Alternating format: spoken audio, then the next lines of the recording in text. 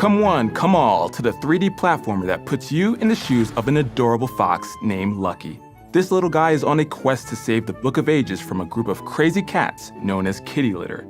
There are plenty of fun puzzles and level styles across 4 colorful worlds, so to help you get started on your adventure, here are 5 tips for Super Lucky's Tale. Tip number 1, collect those clovers.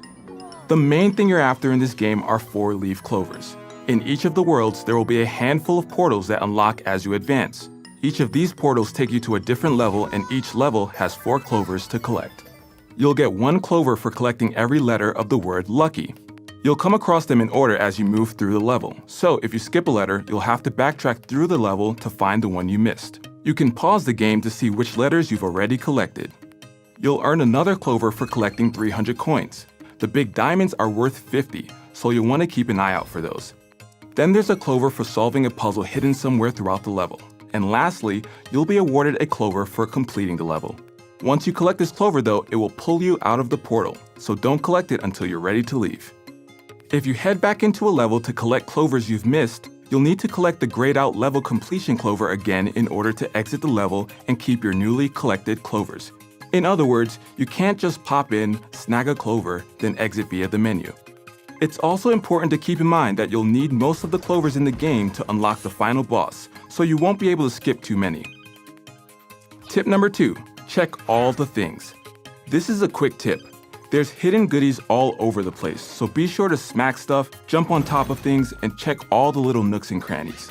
Some coins are invisible, and if you want to hit the 300 mark to earn that clover, you'll need all the gold you can get your paws on.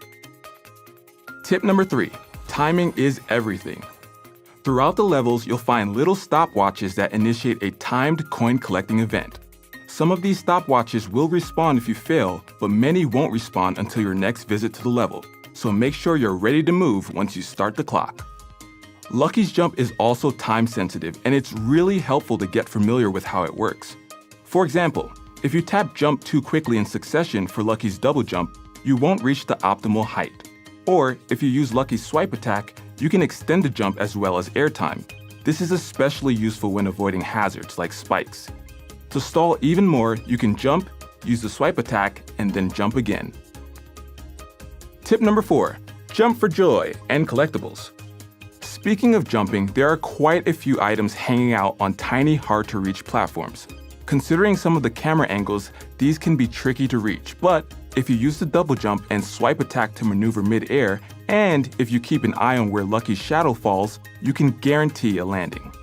By the way, Lucky's spin attack works like a block and increases his collection radius. It's an all-around useful move, so when in doubt, spin it out. Tip number 5, patience is a virtue. This game can get tricky. There are points where you'll likely fail over and over and over and over again. Instead of raging through, be patient.